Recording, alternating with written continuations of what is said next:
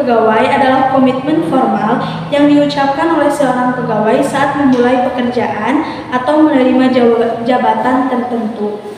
Ini adalah janji untuk menjalankan tugas dan tanggung jawab mereka dengan integritas, kejujuran, dan dedikasi yang tinggi. Sumpah atau janji ini seringkali mencakup aspek-aspek seperti mematuhi kode etik, menjaga kerahasiaan informasi, serta berkomitmen untuk tidak terlibat dalam praktik korupsi atau penyalahgunaan kekuasaan. Melalui sumpah atau janji, seorang pegawai menegaskan kesetiaannya kepada prinsip-prinsip dan nilai-nilai yang diharapkan dari profesi atau jabatannya. Sumpah atau janji pegawai memiliki beberapa peranan penting dalam konteks profesionalisme dan integritas. 1. Menegaskan komitmen. Sumpah atau janji pegawai membantu menegaskan komitmen mereka terhadap tugas dan tanggung jawab yang diemban. Hal ini memperkuat kesadaran akan pentingnya integritas dan profesionalisme dalam melaksanakan pekerjaan. 2. Mengikat etika profesi. Sumpah atau janji seringkali mengikat pegawai atau mematuhi standar etika dan perilaku yang ditetapkan oleh profesi atau lembaga tempat mereka bekerja. Ini membantu menjaga integritas dan kepercayaan masyarakat terhadap profesi tersebut. 3. Mendorong kepatuhan hukum. Dengan mencakup sumpah atau janji, pegawai juga berkomitmen untuk mematuhi hukum dan peraturan yang berlaku dalam menjalankan tugas mereka. Hal ini membantu mencegahnya terjadi pelanggaran hukum dan menjamin keadilan dalam penyelenggaraan pelayanan publik. 4. Membangun kepercayaan publik. Melalui sumpah atau janji, pegawai menunjukkan kepada masyarakat bahwa mereka siap untuk bertanggung jawab atas tindakan dan keputusan yang mereka ambil dalam menjalankan tugasnya. Ini membantu membangun kepercayaan publik terhadap lembaga atau institusi tempat mereka bekerja. Dengan demikian, sumpah atau janji pegawai bukan hanya sekedar formalitas, tetapi juga merupakan instrumen penting dalam memastikan pelayanan publik yang berkualitas, adil, dan bermoral. 3. Pengambilan sumpah janji pegawai adalah proses di mana seorang pegawai baru secara resmi menjanjikan untuk menjalankan tugasnya secara jujur dan bertanggung jawab sesuai dengan peraturan yang berlaku. Proses ini biasanya dilakukan sebagai bagian dari upacara penyambutan pegawai baru di sebuah organisasi atau lembaga pemerintah. Janji tersebut merupakan komitmen moral dan etika yang harus dipegang teguh oleh seseorang pegawai dalam menjalankan tugasnya. 4.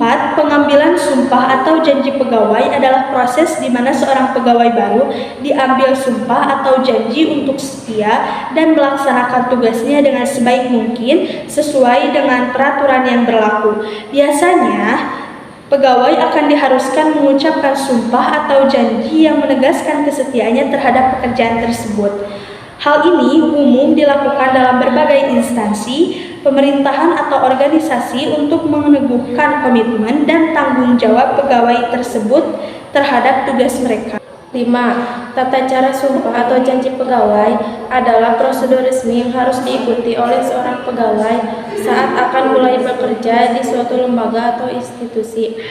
Biasanya, pegawai diharuskan untuk mengucapkan sumpah atau janji untuk setia dan taat pada aturan yang berlaku.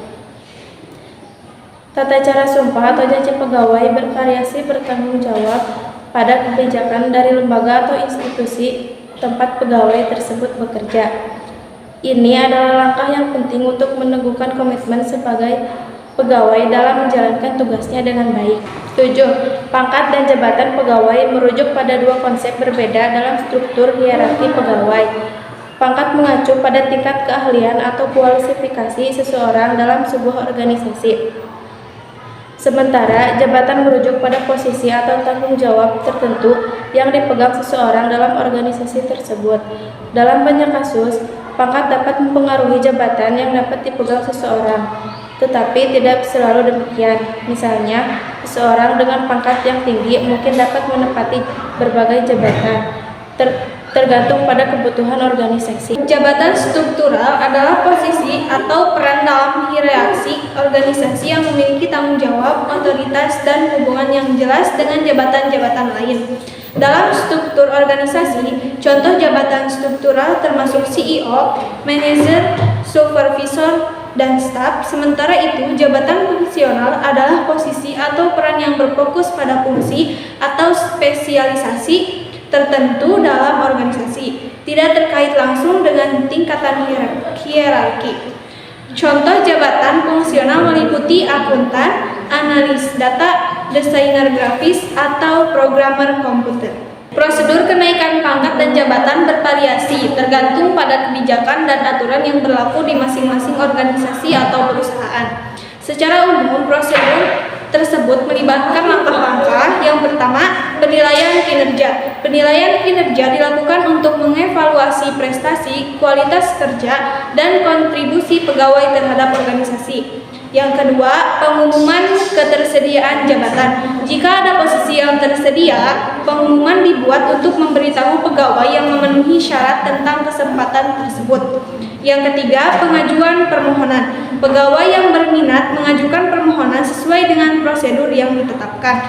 Yang keempat, seleksi dan penilaian. Proses seleksi dilakukan untuk menentukan calon yang paling sesuai untuk posisi tersebut melalui wawancara, uji pengetahuan atau keterampilan, dan evaluasi kualifikasi. Yang kelima, pengumuman hasil. Hasil seleksi diumumkan pada semua pihak yang terlibat. Yang keenam, pelatihan dan orientasi. Calon yang terpilih dapat menjalani pelatihan atau orientasi sesuai dengan persyaratan atau tugas-tugas baru mereka. Yang ketujuh, penetapan gaji dan tunjangan. Kenaikan pangkat atau jabatan biasanya diikuti dengan penyesuaian gaji dan tunjangan sesuai dengan peran baru pegawai. Pembuatan dokumen daftar urut kepangkatan. Dokumen DUK pegawai adalah dokumen yang memuat informasi tentang urutan kepangkatan pegawai di suatu instansi atau lembaga pemerintah. Proses pembuatannya melibatkan pengumpulan data pegawai berdasarkan pangkat atau golongan. Biasanya disusun sesuai dengan peraturan yang berlaku. Dokumen DUK ini digunakan sebagai acuan untuk pengelolaan administrasi kepegawaian, termasuk dalam proses kenaikan pangkat, pengangkatan, dan penempatan pegawai.